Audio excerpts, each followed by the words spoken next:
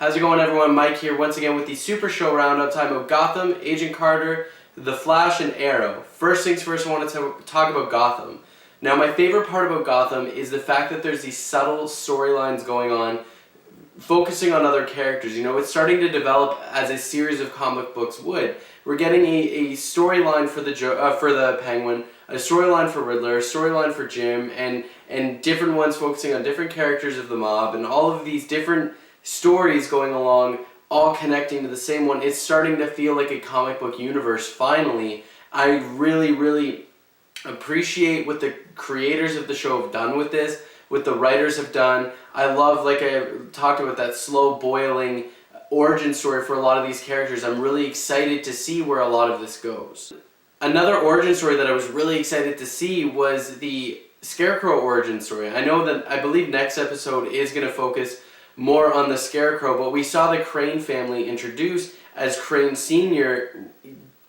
committing the crimes, and we see the young Jonathan Crane witnessing his father almost killing this woman, and he himself looks scared, which is not what we're used to seeing out of the Scarecrow, but I'm excited to see his character grow over time, as we're seeing right now with Scarecrow Sr., I guess. I'm assuming next episode he's going to take on the Scarecrow mantle, since it's called Scarecrow. You know, the Penguin is the perfect villain. You want to like him, but you want to hate him. He's the kind of character, he's almost like the Joker in the Christopher Nolan universe, with that likability about him. He's so crazy, he's so manipulative, that you want to like this character. You don't want to hate him, because he's funny, he's witty, he's driven by something. He's an intriguing character that you want to learn more about. You don't necessarily want to hate him, but you kind of have to, because he's the bad guy.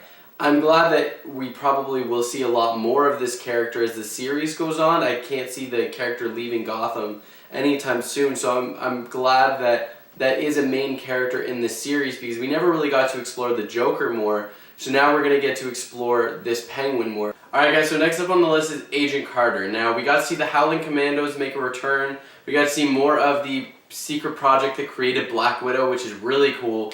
And we got to see, you know, Agent Carter finally kick some ass on this show.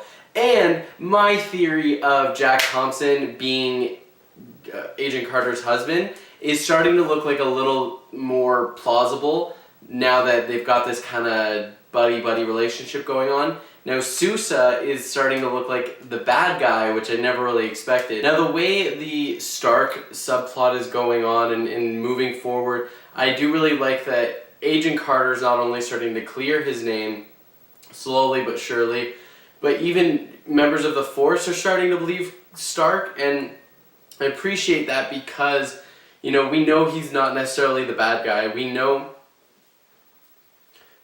he's not a terrorist. We know that he is out there to do good things with the world. He eventually creates the arc reactor.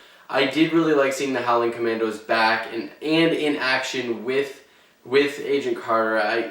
I just love everything about this era of the MCU. I love what they're doing, because I was not that big of a fan of the first Avenger. So seeing that time period being explored in a very interesting and elegant and well-written way is great, because my opinion, there should have been 2 Captain Americas in the past. I really didn't like the first Avenger, felt rushed, so if they'd done a second one in the past, I think it would have been great. But they didn't. They moved forward rather quickly, so seeing this era explored more is great. Now, as for the Flash, we're getting to see Firestorm sooner rather than later. With everything Hartley showed Cisco, I know that we're going to see Firestorm very soon. I believe in the next episode we're going to see Ronnie more, and separating Dr. Stein and Ronnie, which is cool. I like the fact that Caitlin may be getting Ronnie back. I do sense a possible love story between Caitlin and Barry eventually. Now Barry's got this Linda girl who we saw in a preview. He is going to call her. He's going to have a little thing with her. My instincts tell me she's a metahuman. The way she did the phone thing, she said, "Oh, have you heard about this app?" Didn't say the app's name, just goes with it, gives Barry her contact information, walks away. There's something shady about her. I think she's a metahuman. I think she's going to exploit Barry for his nice personality. After he reveals that he's the Flash to her, I think she's going to use that against him, maybe try and kill him, do something negative to him. I don't trust her character, so I look forward to seeing that explored a bit. As for the Caitlin Barry thing, there is a bit of chemistry there, so when the whole Ronnie storyline is explored, I do hope that that goes somewhere, because Iris, that's going to be like a ways down the way. Like, we know that's not going to happen anytime soon. So I'm hoping we get to see him and Caitlin explore their relationship a bit further. Getting to see Barry's dad outside of the prison cell was awesome. Seeing him and Barry interact face to face instead of this glass, it was awesome. It was one of those moments that makes you feel something, and that's what I can appreciate about this show, is that it's making you feel something. It's bringing the light side of the DCU to life. You know, Arrow is very dark. Someone is always miserable.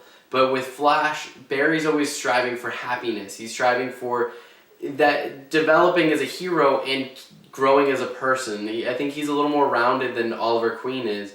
So I really do appreciate this show for everything that it is. So the moments with Barry's dad, the original Barry Allen on TV, it's really cool. I love seeing it. I hope we get to see more. The moment with Barry's dad in the hospital after being stabbed, I would have liked to see more of that scene. You know, we don't get to see that much of Barry's dad. I'm excited to see potentially more of Barry Allen as time goes on, more of Barry's dad. I mean, because the relationship there is great. I would love to see Barry's dad get released from jail if Joe can make this happen. I think it'd be great to see Barry's dad and Joe and Team Flash all work together, because you know his dad knows he's the Flash.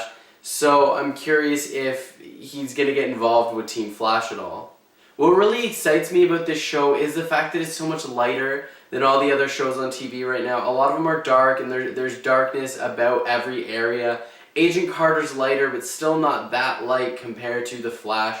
The fact that it takes place during the daytime is something that I can appreciate. And what I love about Barry is he's young. Grant Gustin's only a couple years, I think 3 or 4 years older than me.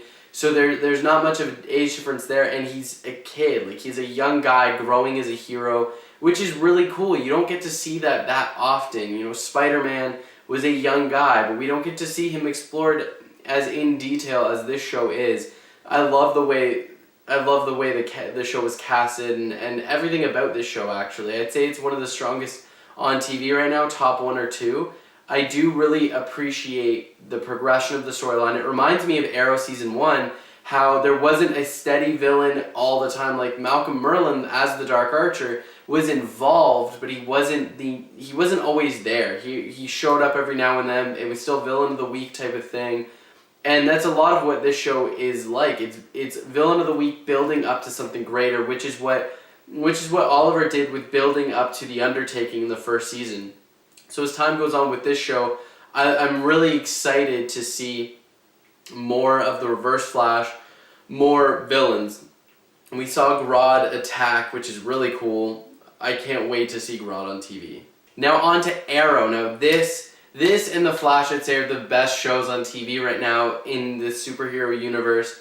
I love that with Oliver's absence, Roy finally gets some lines. He finally gets some character development. Team Arrow has become something great without Oliver. I love that. They really are forming a Justice League on TV, because now we've got Arsenal, we've got Diggle, whatever his alter ego is going to be called eventually. We've got Black Canary. We've got the Dark Archer on their side right now. We saw Hellcat, which I hope he's not really dead. I really do hope that he's alive and well and joins Team Arrow and fights along Team Arrow. You know, we have the Atom coming up very soon.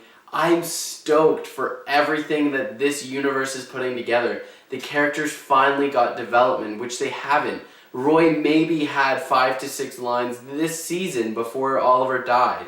I love that he's becoming a character now, and everyone knows who the hell he is under that mask, which is cool. He's the hero who doesn't necessarily need to wear the mask, but he wears one anyway. I love everything about Arrow. Even though it's so dark, it's still exciting. That's the thing that shows like Gotham lack. When it's really dark, it's not as exciting as Arrow. Arrow is constantly leaving you wanting more, and I love that about this show. That final war against Brick honestly reminded me of the season finale of Season 2, and I know that they were talking about how this show was building up to be better than season 2, and it already is. It's blowing my expectations out of the water. I love that war scene, just everyone coming together and fighting this guy and winning. It was great. Seeing Oliver's return in that way was amazing. Oliver saving, I don't even know who he saved actually, but they knew he was back in that moment. And we haven't seen Oliver interact with Laurel yet, but I'm sure she's going to be really excited. I know Thea was, and everyone else was except for Felicity. Honestly, Felicity can just move along. I can't stand how flip-floppy she is. Talking about how she fantasized about him coming back, blah, blah, blah, but really, she doesn't seem to be that excited. He came back, saved the city with them, and now what? She's mad at him already? She's not a strong enough character to be with the Arrow. I really don't think so. It's time for Laurel Lance and Oliver Queen to have their shot together again, which they never really got, so I'm excited to hopefully see that. I really want to see Wildcat back. I want Team Arrow to grow into the TV Justice League. I want the Flash and Atom to all be incorporated into this. I'm stoked for everything going on in this show. Alright guys, so that is it for today. That's it for the Super Show Roundup. Stay tuned for tomorrow's Top 5 Friday, Under 5. So, hope you guys enjoy this. Follow us on Twitter and keep along with our live tweeting of these shows. Have a good one, guys. See ya.